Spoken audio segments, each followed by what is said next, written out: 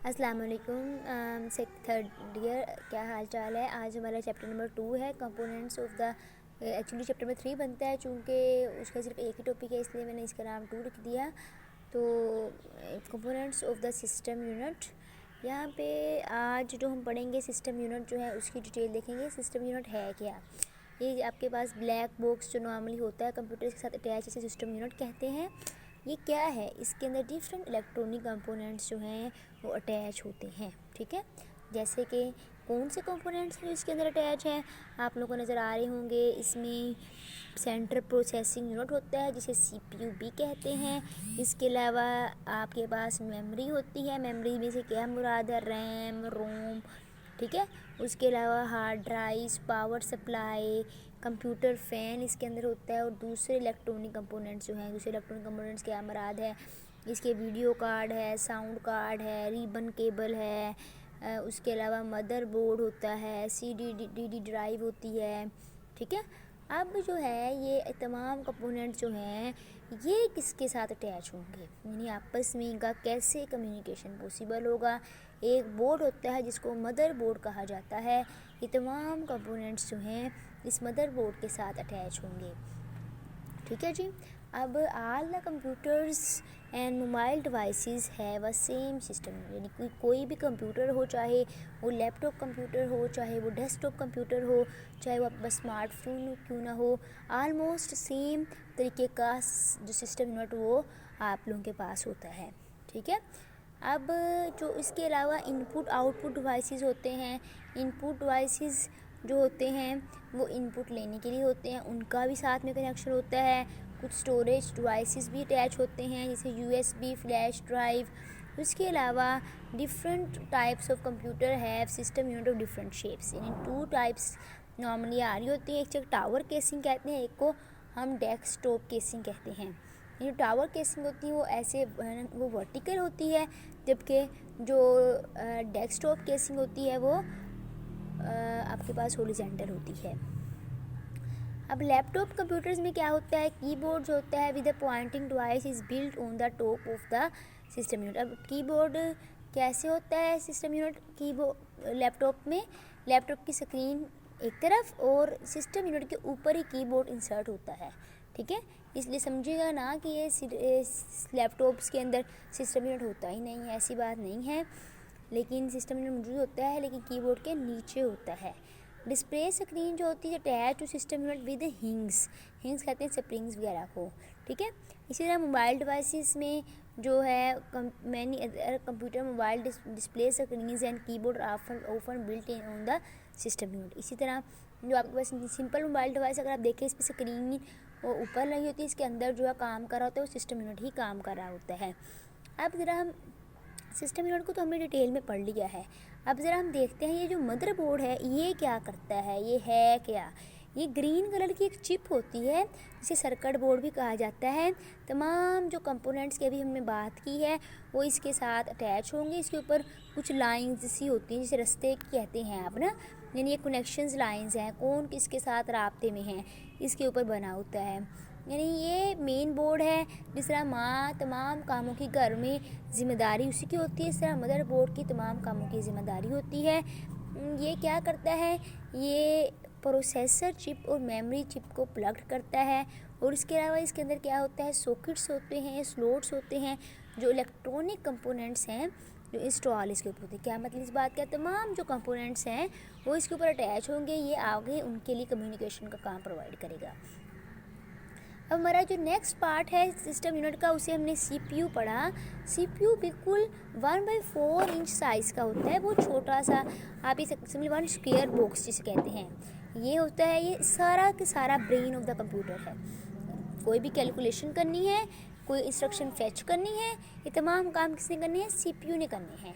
इसीलिए इसे हम ब्रेन ऑफ द कंप्यूटर भी कहते हैं। इसके अलावा इसको प्रोसेसर भी कहा जाता है। इसके अलावा ये कौन से काम करता है, ठीक है, ये जो इंस्ट्रक्शंस दी जाती हैं ये उसके मुताबिक काम करता है। सीपीयू जो है ये पर्सनल कंप्यूटर में इस्तेमाल होता है, इसे माइक्रो प्रोसेसर कहते हैं। ठीक है, ये नॉर्मली आम कंप्यूटर के अंदर एक चिप होती है जो डुअल कोर होते हैं, इसका मतलब उसके अंदर 2 प्रोसेसर हैं।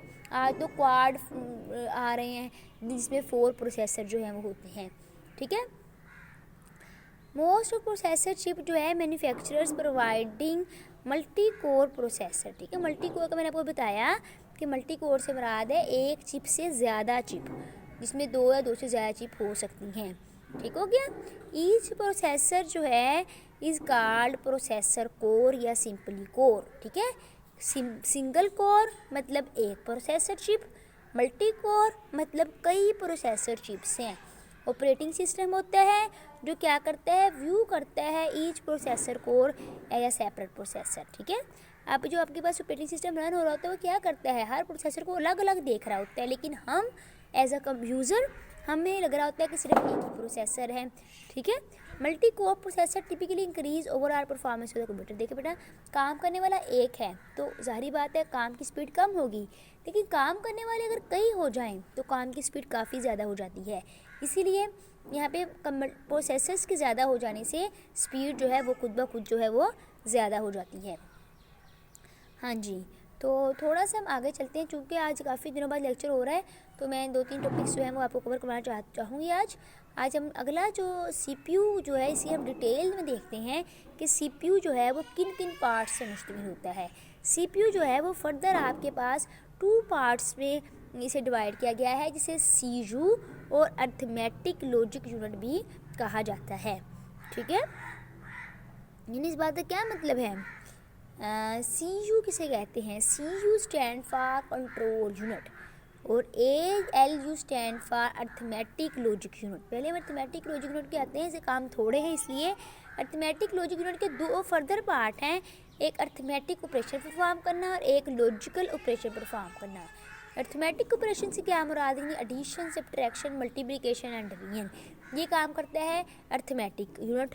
जबकि लॉजिकल यूनिट जो है ये आपको पता होगा कि कंप्यूटर जो सिर्फ एडिशन या सब्ट्रैक्शन या मल्टीप्लिकेशन नहीं करता बल्कि काफ़ी ज़्यादा चीज़ों का कंपेयर भी करता है। तमाम काम जिसमें कंपैरिजन शामिल है वो लॉजिकल यूनिट का काम होता है, जैसे ग्रेटर देन हो गया, लेस देन हो गया, इक्वल टू हो गया, यानी चेक करना है। जिस लोग प्रोग्रामिंग से फैमिलियर हैं उन्हें पता है कि हम काफ़ी ज़्यादा ये काम करते हैं कि लेस देन है, ग्रेटर देन है वैल्यूज़, उसके मुताबिक हम डिसीजन करते हैं। तो ये चीज़ें कौन करता है, लॉजिकल यूनिट करता है। आगे हम ये चलते हैं, हमारा जो कंट्रोल यूनिट जो सबसे इम्पोर्टेंट यूनिट है, ये सारा काम इसी का है। इसने क्या करना है, इसने control and coordinate most of the operation in computer and it's different जो है कंपोनेंट्स हैं। हाँ जी, ये तमाम जो एक्टिविटीज़ हैं इनको कंट्रोल भी करता है और आपस में इनकी कोऑर्डिनेशन भी काम करता है। बेटा कोऑर्डिनेशन से मुराद होता है हेल्प आउट करना, आपस में उनका कनेक्शन करवाना, ठीक है ना। जैसे हमारे बॉडी का कोऑर्डिनेट सिस्टम होता है, जिसे हम रीढ़ की हड्डी कहते हैं, तो ये सारे सिस्टम को सपोर्ट कर रही होती है, ऐसे ही ये तमाम सिस्टम को सपोर्ट कर रहा होता है। हाँ जी, आगे हमारे पास है कंट्रोल यूनिट जो है वो क्या कैसे काम करता है। वो कहता है control unit receive data and instruction from input device and store them in main memory, यानी इसने डाटा रिसीव करना है इनपुट डिवाइस से मेन मेमोरी को इसको भेजना है, और इसी तरह आउटपुट जो है उसको सेंड करना है आउटपुट डिवाइसेस की तरफ, ठीक है ना।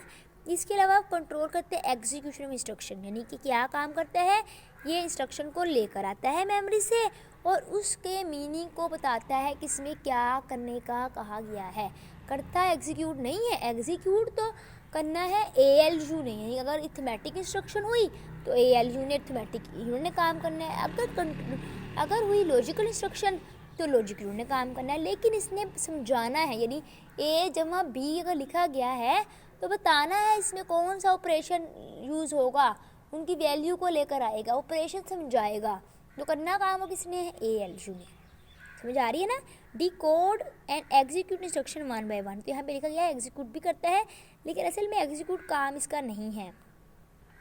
इफ़ देयर इज, ये देखें बता दिया उसने आगे, if there is an arithmetic and logical operation control unit is issue a command signal to a arithmetic unit and ALU to perform required operation on data, ठीक है ना।